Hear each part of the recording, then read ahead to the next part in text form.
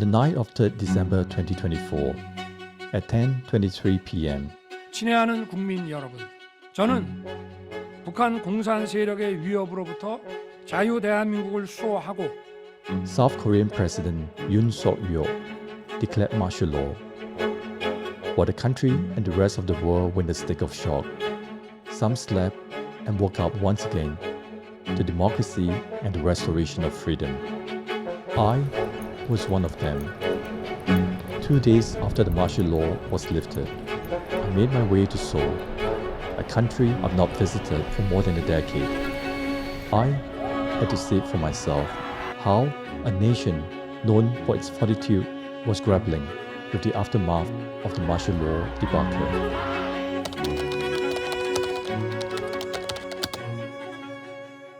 South Korea, a country celebrated for its cultural exports and economic success, commands a strong global presence through a combination of soft and hard power. Began in the late 1990s, Korean Wave has taken the world by storm.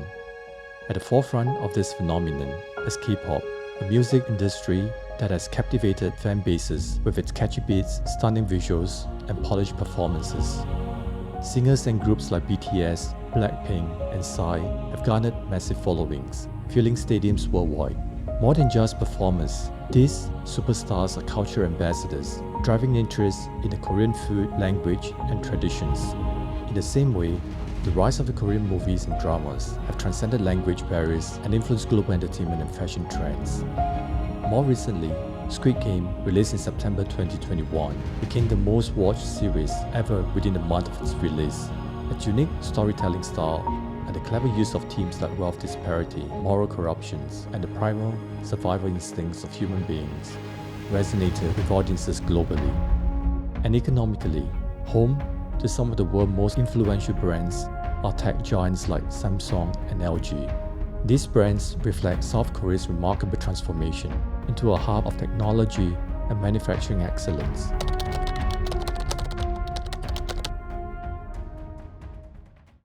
Widely regarded as a stable democracy, it came as a shock to many in the nation and around the world that the martial law could easily be invoked in modern-day South Korea.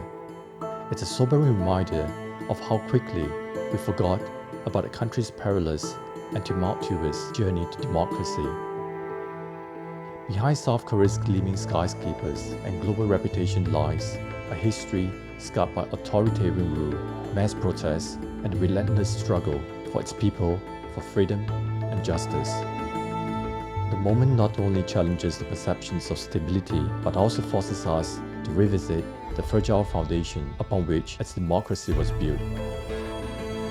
To understand South Korea's hard-won freedom and how the people got here is to go back in time to 1910. Following the annexation of Korea by Japan, the nation was stripped of its sovereignty, which lasted for 35 years, until the end of World War II in August 1945, when the Japanese surrendered unconditionally.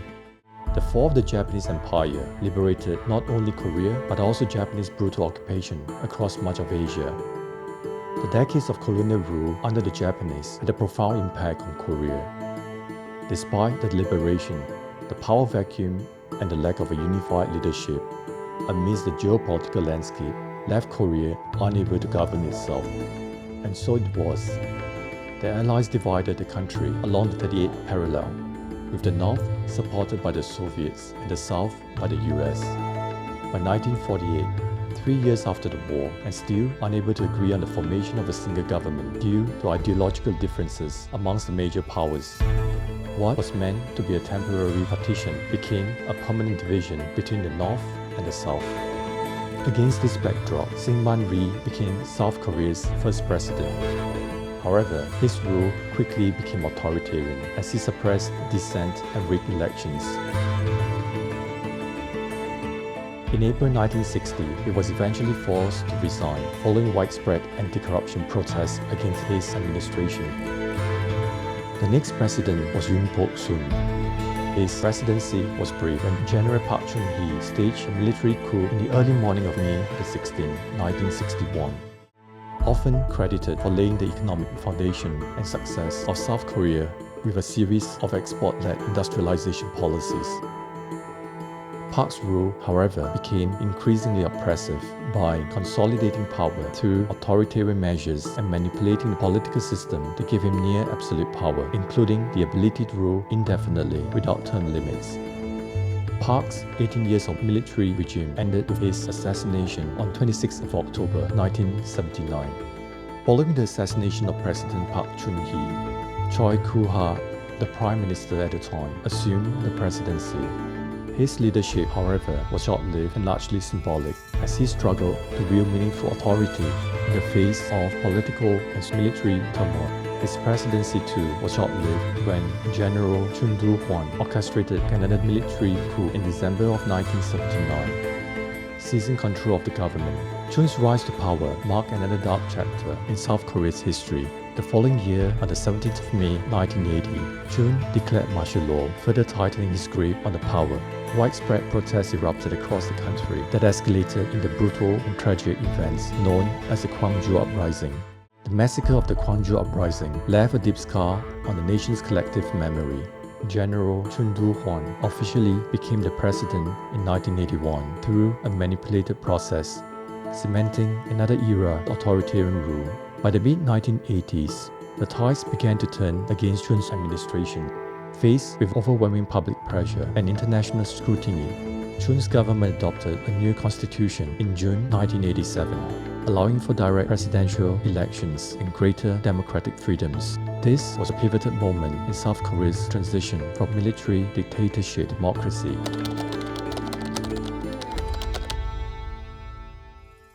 On the night of 3rd December 2024, at 10:23 p.m., South Korean President Yoon Suk-yeol declared martial law. 2 days after the martial law was lifted, I made my way to Seoul. I had to see for myself how a nation known for its fortitude was grappling with the aftermath of the martial law debacle.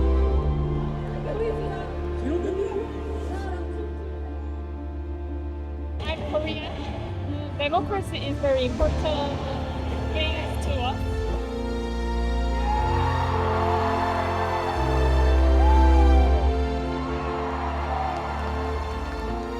It's been 45 years since the last martial law was declared. It is tempting to overlook that South Korea is a young democracy. My name is Kang Tae-sung and I'm Korean University student. Why is it important for you to join the protest? 왜냐하면 대통령이 계엄령이라는 것을 선포했는데 계엄령이라는 것은 이제 국회를 장악하고 국민들의 자유권을 제한하는 그런 것입니다. 그렇기 때문에 이유 없이 또 반헌법적으로 계엄을 선포한 대통령은 내란을 일으키고 또 쿠데타를 하려고 했던 범죄자입니다. 그런 범죄자를 대통령 자리에 그대로 있는 것을 용서할 수가 없기 때문에 나왔고 대통령을 지지하는 여당이 탄핵안에 동참하지 않고 대통령을 지키는 그런 선택을 했습니다. 그런 여당까지도 함께 해체시켜야 된다. 그런 마음으로 나왔습니다.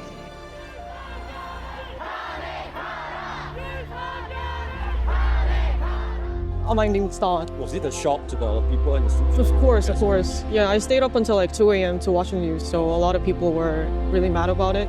Well, I'm really mad because, I'm right out here protesting in the cold and he's probably somewhere warm, and this wasn't really thought through by him, and it's affecting a lot of people's lives.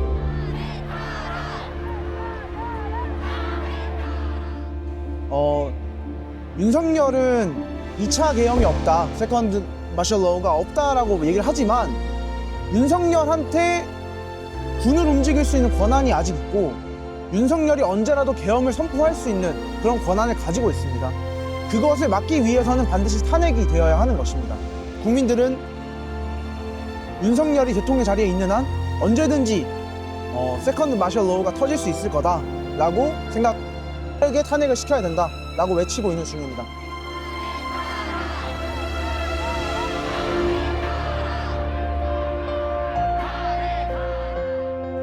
저는 매우 걱정이 되는 게 대한민국은 분단되어 있고 아직 전쟁 중인 국가이거든요. 그렇기 때문에 내부에서 혼란이 일어나게 되면 언제든지 다시 전쟁이 일어날 수 있고, 특히 이번에 중요했던 것은 윤석열 대통령이 계엄 선포의 타당성을 가지기 위해서 북한을 오히려 역으로 고발하려고 했다라는 것이 밝혀지면서 매우 큰 문제가 되고 있습니다. 또한 대한민국이 민주주의 국가인 것은 맞고 또 문화가 되게 발달되어 있는 나라인 것은 맞지만 고작 40년 전만 하더라도 군 독재 정권이 있었던 나라이고 우리의 바로 아버지, 어머니 세대들이 이 계엄령 아래에서 자라왔던 세대들입니다. 그런 부모님 밑에서 자라왔기 때문에 우리도 항상 그런 거에 대한 불안감을 가지고 사는 것 같습니다.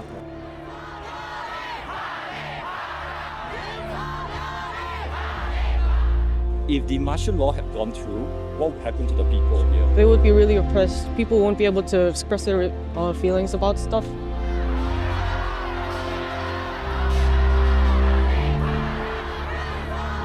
On the 14th of December, enough lawmakers from President Yoon's ruling party broke ranks casted in favor of impeaching the president. Yoon was suspended from office. It's been 45 years since the last martial law was declared. It is tempting to overlook that South Korea is a young democracy. The transition to democracy in the late 1980s was not an overnight success, but marked the beginning of a political and social transformation. The struggle for democracy during the Chun's presidency remains a powerful reminder of the resilience of the South Korean people, who endured decades of oppressions and sacrifice to achieve the freedoms they now enjoy. It is a testament to the enduring spirit of those who fought for justice, freedom, and democracy.